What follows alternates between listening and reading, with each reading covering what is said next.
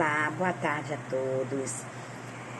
Nós estamos aqui mais uma vez, para aprender um pouco da palavra do Senhor, porque como eu disse ontem, as histórias da Bíblia, elas nos trazem hoje para uma reflexão, como nós temos que agir diante de certas situações. Não só como agir, mas como principalmente reagir, porque é diante das nossas reações que Deus está atento. Então, ontem nós falamos sobre o rei Saul, e sobre a ingratidão do povo de Israel.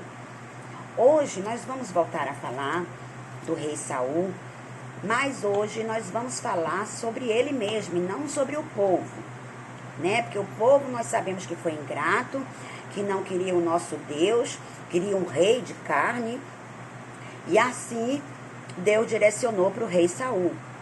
E eles só foram se arrepender quando viram, a chuva caindo na colheita de trigo, que o profeta Samuel pediu a Deus que caísse essa chuva, para mostrar para eles que ele é o Deus que faz e desfaz. Pois bem, agora nós vamos falar do rei Saul.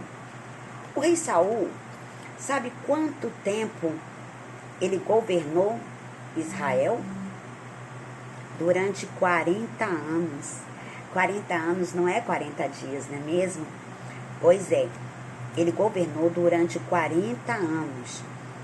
Mas Saul, ele era rebelde. Ele não era obediente a Deus. E por várias vezes, ele desobedeceu a Deus. Aí você pergunta, mas ele não era ungido de Deus? Sim, ele era ungido de Deus.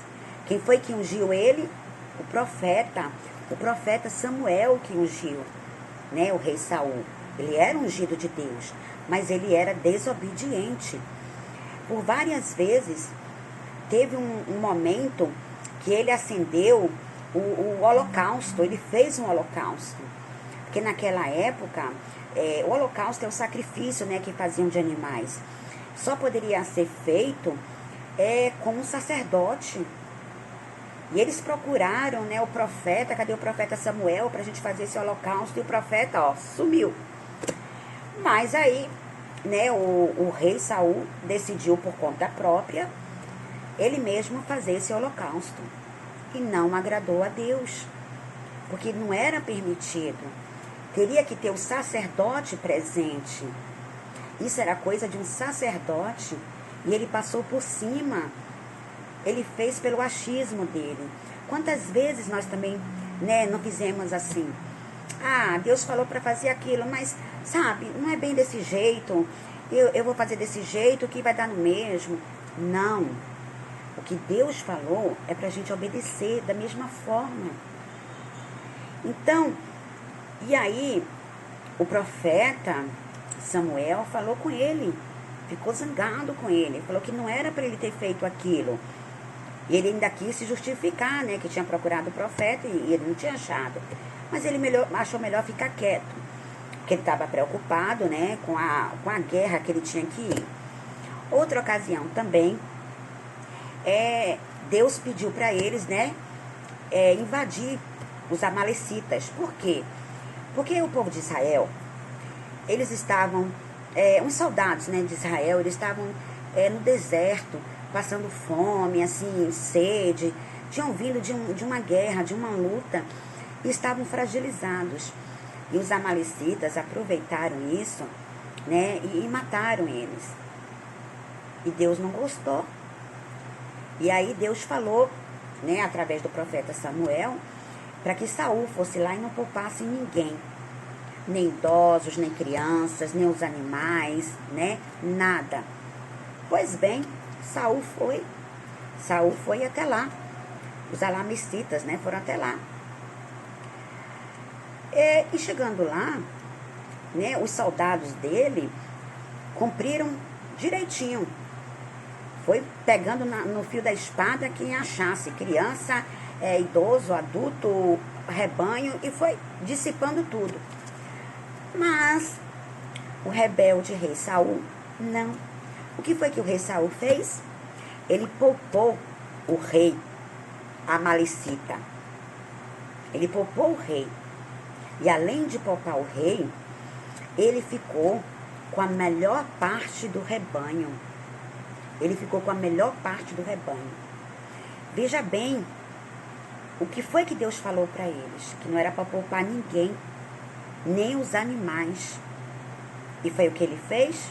Não.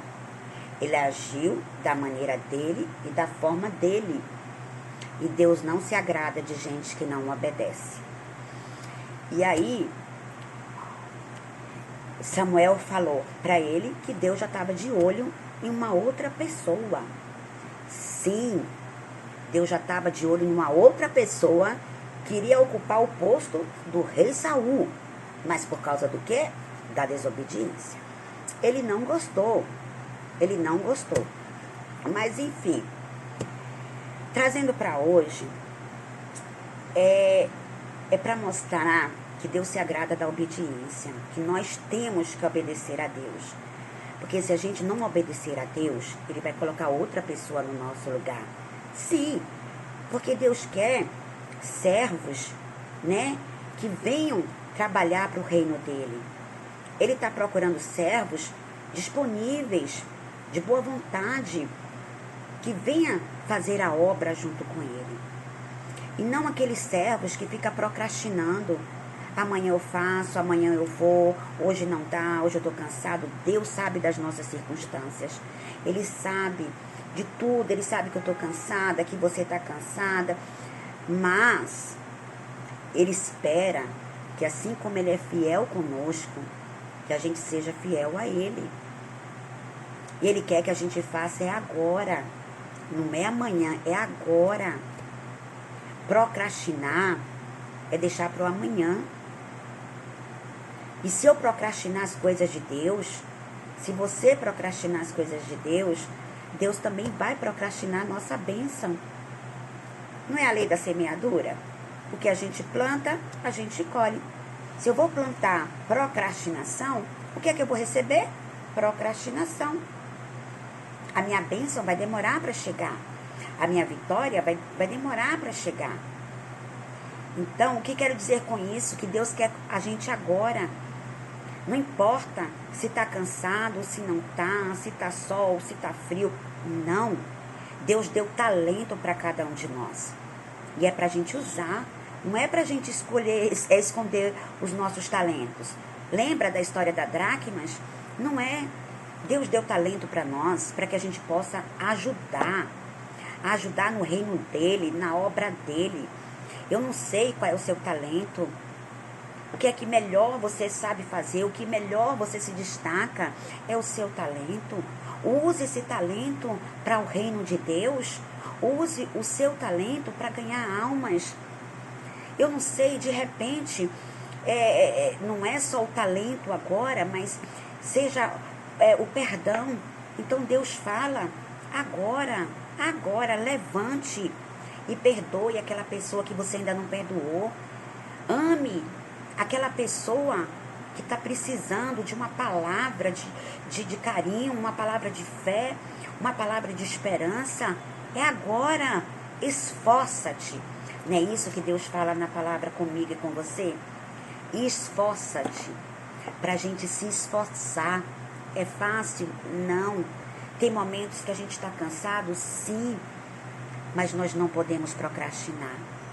Nós não podemos deixar para amanhã, e nem para daqui a pouco, e nem daqui para meia hora. Deus fala, é agora. É agora. Do mesmo jeito, quando a gente pede algo para Ele, né, a gente precisa de algo urgente, que Ele venha ao nosso encontro. Assim Ele é com a gente. O que adianta ter um servo que fica procrastinando?